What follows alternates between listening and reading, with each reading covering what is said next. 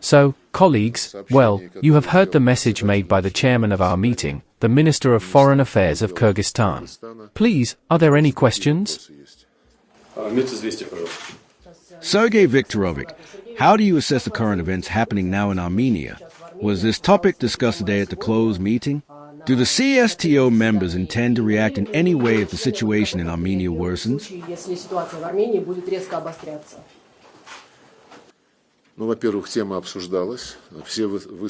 First of all, this topic was discussed by everyone present. We expressed serious concern about what is happening inside the Republic of Armenia. It is clear that these are the internal affairs of our neighbor. However, there are certainly attacks on the canonical, 1,000-year-old Armenian Apostolic Church, which causes the most serious concern. The Church has traditionally always been one of the key pillars of Armenian society. We would really not like to see the Church subjected to unjustified attacks, essentially without any serious reasons. We feel that in Armenian society, the movement to protect the Church is very, very serious and is based on deep traditions, which Orthodoxy has in Armenia. We are interested in this conflict, this situation, being resolved as soon as possible, on the basis of the Constitution of Armenia, with full respect for the rights of believers as well as any other human rights. As for today's specific issues related to Armenia's participation in the CSTO, we took into account that the foreign minister again refused to come to this event. We proceed from the fact that our heads of state, when they met as part of the Collective Security Treaty Organization, adopted their attitude to the CSTO for your information as well.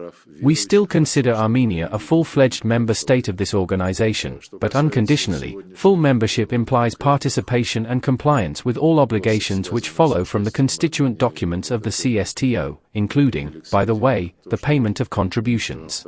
The statements of the Armenian leadership, of course, show that trends are developing in such a multi-vector context.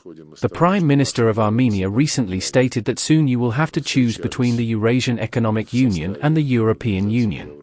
Someone else from the Armenian leadership stated that in the near future it will be necessary to finally decide on the CSTO.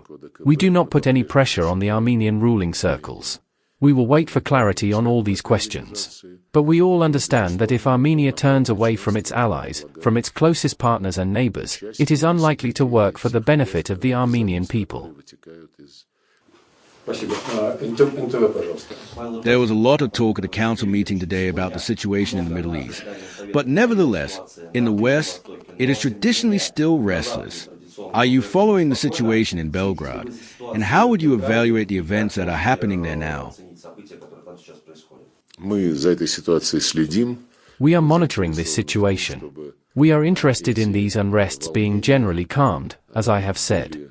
Serbian President Aleksandar Vučić is acting on the basis of the constitution and laws of this state friendly to us. We very much hope that Western countries, as usually happens, will not try to take advantage of these or other internal events in various countries in order to promote their interests to the detriment of the interests of other partners of the respective country, and that they will not be doing it this time with their own color revolutions. Serbia has already experienced similar problems more than once. We are in favor of protesters strictly adhering to the laws in Serbia, and we welcome the readiness of the Serbian leadership for dialogue. Dialogue is the way to resolve any questions. Sergey Lavrov, last week there were facts of Ukrainian drone flights recorded in the territory of Kazakhstan for strikes on objects in the territory of Russia. Moreover, these cases have already been recorded not for the first time. Was this situation discussed yesterday during your negotiations with Mr. Nucleo? And how is interaction with Kazakhstan built on this question? We mentioned this and took note that the relevant services, military and other security services of our countries, are in contact on this issue. Kazakh friends assured us that, in their contacts with the Ukrainian side, they are taking the necessary measures to ensure that such practices are put to an end.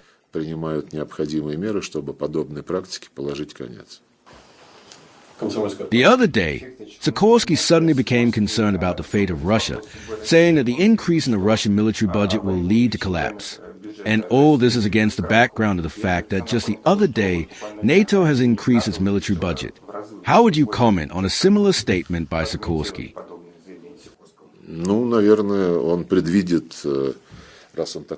Well, he probably foresees it, since he is such a predictor, that a catastrophic increase in the budget of NATO countries will also lead to the collapse of this organization. Russia, as the president said the other day in Minsk and after meetings of the Supreme Eurasian Economic Council, plans to cut its military spending and be guided by common sense, and will not come up with invented and imaginary threats, as NATO member countries do, including Radoslaw Sikorski. Thank you very much, colleagues. The press conference is concluded. В том числе Радослав Сикорский. Спасибо большое.